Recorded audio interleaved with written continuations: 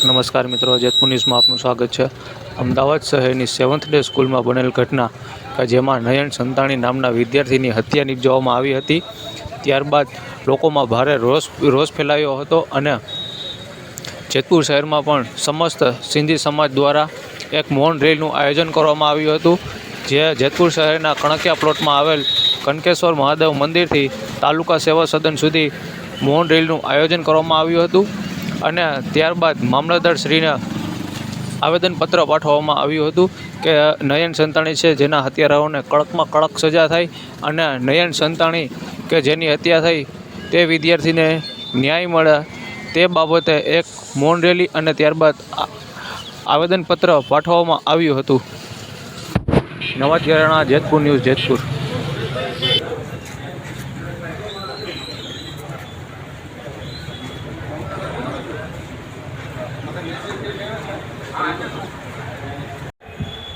भारत माता की जय, भारत माता की जय।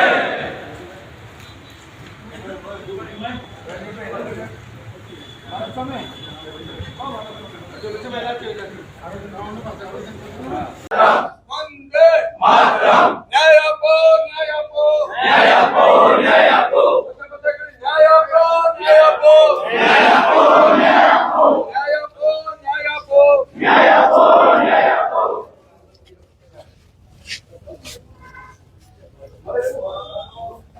बाबाजी बाबाजी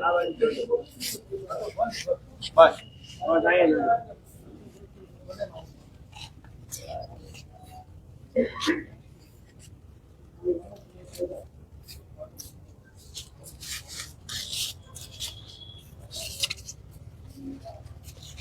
આ જેતપુરમાં સિંધી સમાજ સિંધી સમાજ પૂરો એકત્ર થયો છે। અહીંયા અમદાવાદમાં જે ઘટના ઘટી, અમે સિંધી સમાજ હિન્દુ ધર્મ બચાવવા માટે સિંધ છોડીને અહીંયા આવ્યા।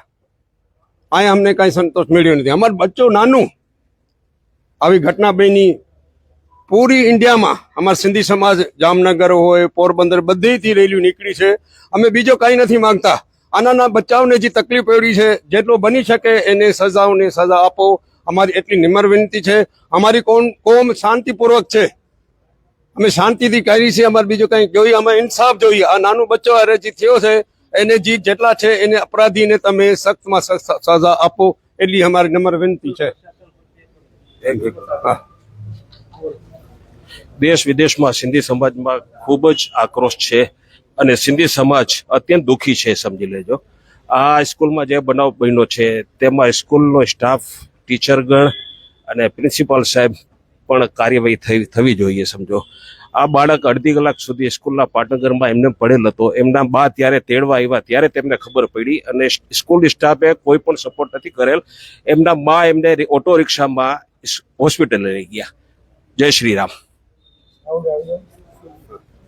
અને બની છે કે આ જે સ્કૂલ છે એના માટે તો પેલા બેદરકારી અને એનું લાયસન્સ રદ થવું જોઈએ। પૂરો સ્ટાફ, મેનેજમેન્ટ છે ને એને કાંઈ ધ્યાન આપ્યું નથી। આ એક ઘટના નથી, વચ્ચે મીડિયામાં એવો તો આવે છે એટલી ઘટના થઈ ચૂકી હોય પણ એને મેજરથી કાંઈ સિરિયસલી કાંઈ લીધું નથી।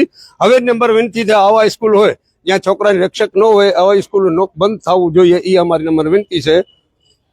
નિર્દોષ સિંધી સમાજના યુવાન નયન સંતાણીનું બેરહમીથી હત્યા કરવામાં આવી છે।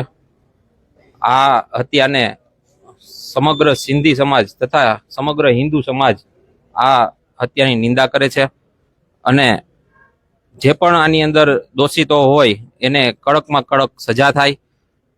આ સ્કૂલની બેદરકારીથી બનેલો બનાવ છે।